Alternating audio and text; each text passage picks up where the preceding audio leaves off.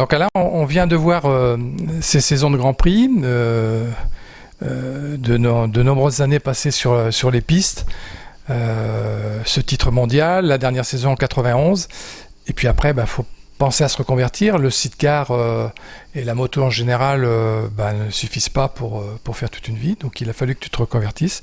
Peux-tu nous parler de toute cette période qu'il y a eu après les courses? Après la course, j'avais envie de retrouver une motivation à me prouver que j'étais capable de faire autre chose que de la course. Parce que bien faire de la course, être champion du monde, c'est bien. Mais à mon avis, il n'y a pas que ça dans la vie. Et on avait envie avec Dominique, ma femme, de faire autre chose. À savoir qu'on a restauré une maison en Ardèche à partir de 88 jusqu'en 93, 94. Et après, on a décidé d'ouvrir chambre et table d'hôtes, qui ont été couverts de succès, et ce succès aidant, on a décidé d'ouvrir un restaurant qu'on a tenu pendant 3 ans.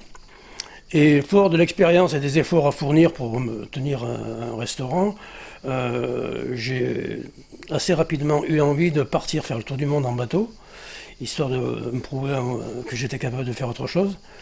Et manque de peau, l'immobilier se portant pas très bien, j'arrivais pas à trouver la valeur correspondant à la vente de ma maison.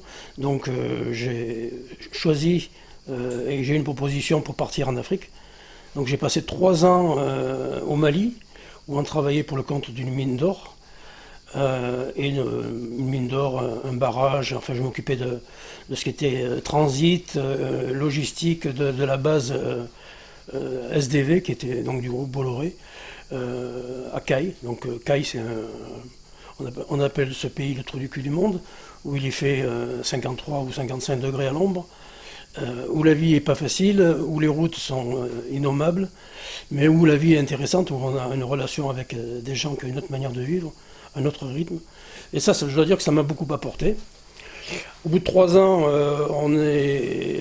j'ai demandé ma démission, on est rentré en France, et en même temps, on a trouvé on a trouvé à vendre la maison.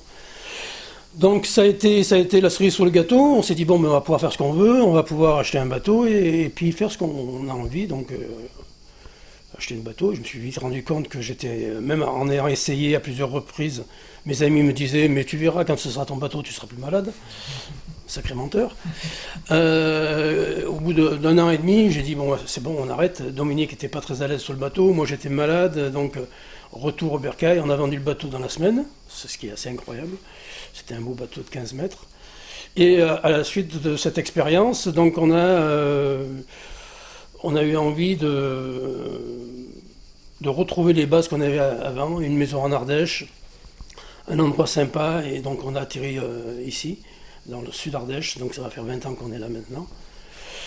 Par la suite, on a fait quelques essais avec la cartographie d'injection, qui n'a pas été vraiment une réussite. Les gens avaient les moyens d'acheter des motos, pas forcément de faire des grosses modifications sur les cartographies, même si mes cartographies étaient plutôt performantes avec ce que j'avais mis au point, une soufflerie à 300 km/h et des logiciels très performants pour obtenir de bons résultats.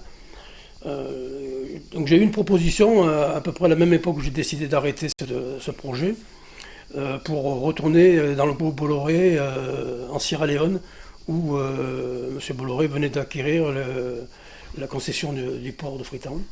Donc je suis arrivé dans ce pays où il a tout fallu mettre en place et qui sortait de la guerre en plus. Donc créer un atelier, structurer un personnel, leur amener l'outillage nécessaire et puis faire avancer les choses. J'ai eu quand même un challenge assez intéressant, un challenge technique en termes d'économie sur les huiles et les services, les consommations et tout ce qui va avec. Mais je ne rentrerai pas dans le détail, ça serait trop compliqué.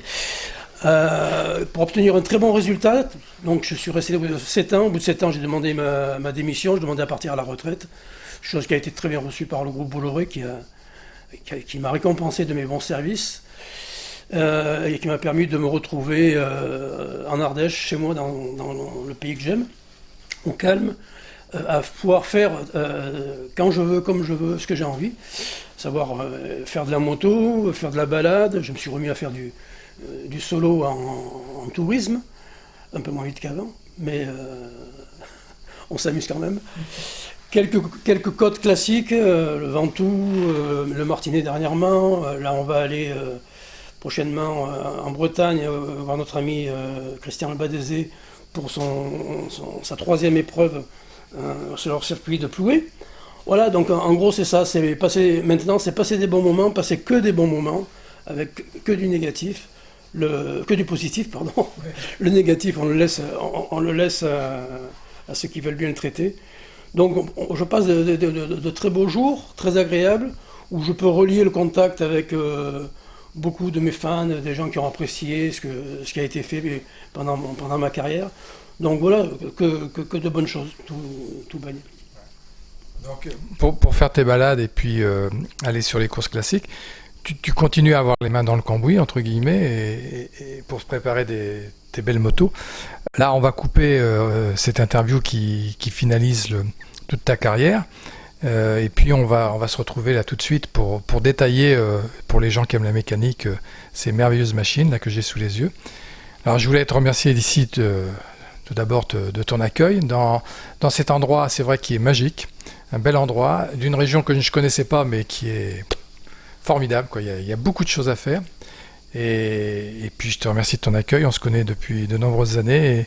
Et puis voilà, tu es vraiment quelqu'un d'important dans la moto et je tenais vraiment du fond du cœur à faire cette interview. Et voilà, c'est fait, donc je suis très content.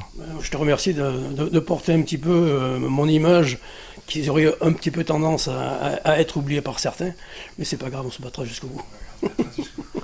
Merci Alain.